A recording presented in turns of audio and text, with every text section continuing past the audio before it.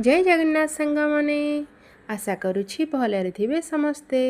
मु कुनमुन मो ब्लॉग को आपण मानकु स्वागत जनाउछि। आज चलंतु आमे पणस कठा तरकारी करिबा जोटा कि पूरा मटन टाइप रो। आमे मटन जेमतिया लागे सेमतिया पूरा पणस कठा लागिबो। आपण थरे घरे करी देखंतु देखंतु एमति दी फाळ कर देली। तापरे तेल हाथ करी आपण धीरे धीरे ता पछर जो चोपाटा को छड़ाई देबे। आग सिराटा को टिके काटी देबे।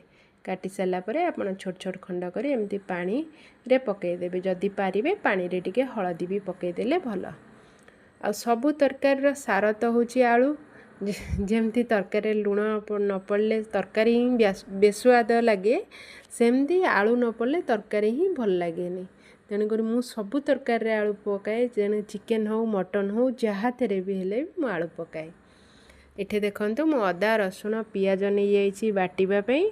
आ मु गोटे पियाज बाटिबे आ सब काटिकरी तरकारी देबी। आ मु इठे गोटा मसला नहीं जाइछि पानमधुरी जीरा धनिया सब नहीं जाइछि।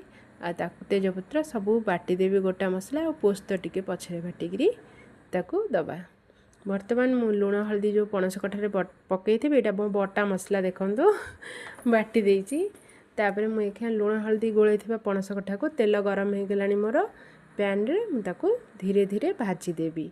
माने अधिका तेल पकई टिके भाजला टाइप रो कर देबी। आपण चाहिए छाणी परिबे। ये गोल्डन ब्राउन हो जिवो ताकु आमे सब काढी दबा। तापरे मुठी प्रेसर देबी कारण प्रेसर देले टिके सॉफ्ट होबो और भलो लागिबो आपन खाया पे। पणस कठा तरकारी पे प्रेसर टिके दे देले बहुत भलो हबो कारण कड़ाई रे बहुत टाइम लागियो। वर्तमान तो गैस समस्या जहा देखंतु मु तेल पकई देछि गोटा मसला पकई देछि पियाज दे देछि।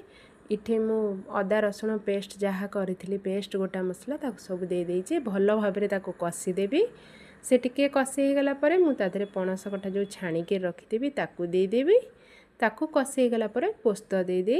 तापरे गरम पानी आपण करिथिबे गरम पानी अल्प देबे कारण पणस कठा तो एते पानी खाइबोनी अल्प पानी देबे जेमती तरकारीटा टिके ग्रेवी आसतबो। सेमती देबे। देखो मु इठे लंका गुंड हल्दी किचन किंग मसला और मीट मसला नहीं कारण आमे मटन फ्लेवर आनिबा ना सेति मीट मसला दबा। देखो ये गोटा सब मसला गुंड मसला सब मुझे देदेवी। ये स्वाद अनुसार आप लुण देवे कारण लुण हलदी आप गोलई तारी अनुसार देखिकी लुण देवे।